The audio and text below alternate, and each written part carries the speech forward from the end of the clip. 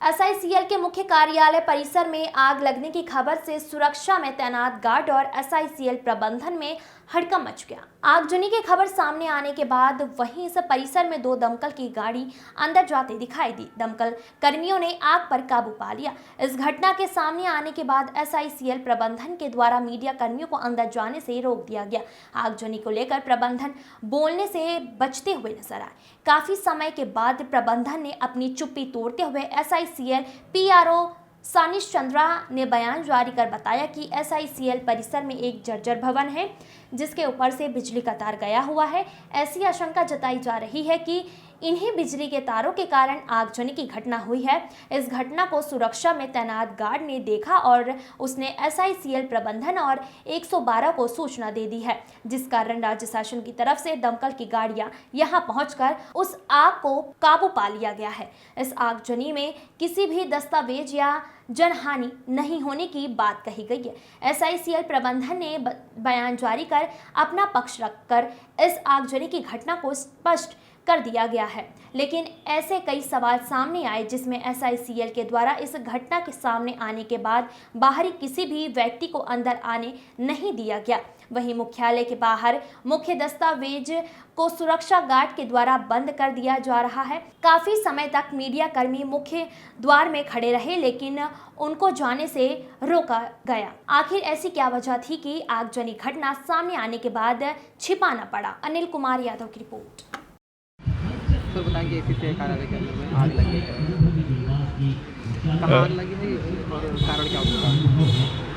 ACCL मुख्यालय परिसर जो है वो बहुत बड़े इलाके में विस्तृत है और इसमें मुख्यालय भवन के अतिरिक्त भी जो बहुत पुराने जो भवन है, जिसमें कई भवन एबंडेंट हैं जिनको तोड़ के काम उसमें नए बिल्डिंग्स बनाए जा रहे हैं। तो यह एक पुरानी बिल्डिंग थी, एबंडेंट बिल्डिंग, किंतु इन बिल्डिंगों से होकर बिजली के तार भी निकलते हैं, तो उनमें से कहीं शॉर्ट सर्किट की प्रत्याशा है कि वहाँ से ये आग लगी होगी।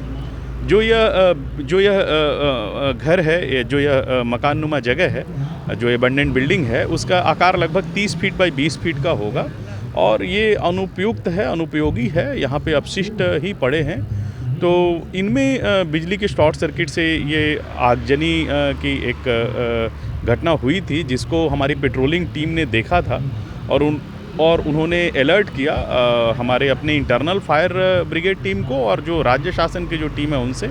राज्य शासन ने बेहद तत्परता के साथ एक साथ 2-3 फायर ब्रिगेड की टीम रवाना कर दी, क्योंकि इनिशियल जो सूचना थी वो भी मैं दर्शकों को बताना चाहूँगा आपके चैनल के माध्यम से कि ऐसा हुआ कि एसीसीएल भवन में आगजनी इस तरह से, लेकिन ऐसी कोई बात नहीं थी। तो तत्काल ही आग पर काबू पा लिया गया और इसके बढ़ने की कोई भी अभी आशा नहीं है और पूरी तरह से आग निर्मूल हो चुकी है। सर मीडिया कर्मी को अंदर आने नहीं देंगे? जो वहाँ पे राज्य शासन और पुलिस की टीम है, उन्होंने बचाव या जो उनका प्रोटोकॉल होगा, उन्होंने एसीसीएल के भी जो अधिकारी कर्मचारी पहुँच रहे थे, उन्होंने एरिया कॉर्डन ऑफ कर दिया था और वहाँ पे लोगों को कह रहे थे कि कम से कम लोग ये हों, क्योंकि आगजनी की घटना ऐसी होती थी कि उसमें प्रिकॉशन रखना ज़रूरी है।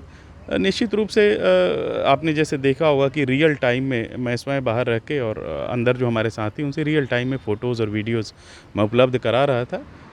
यह बेहद शुक्रगुजार हैं ईश्वर के कि यह घटना बड़ी नहीं थी और बहुत ही सीमित समय में इस पर काबू पा लिया गया। सर जिस भवन में आग लगा उसमें क्या क्या सामग्रियाँ थी, और क्योंकि आगे की जो लपटें हैं वो काफ़ी दूर से दिखाई दे रही थी? जैसे आप देख रहे होंगे आग की लपटों पे, तो जैसे पुराने लकड़ी या जो अपशिष्ट रहते हैं उनमें आग लगती है तो बहुत तेज़ जो है वो निकलती हैं आग की, ये तो उसी तरह की चीज़ें थी। जैसा मैंने कहा कि यह एबंडेंट बिल्डिंग है, तो यहाँ पे कोई भी उपयोगी सामान, रिकॉर्ड, दस्तावेज या इस तरह की चीज़ें नहीं रखी जा सकती हैं। कुछ भी ऐसा वहाँ पे था नहीं। जी।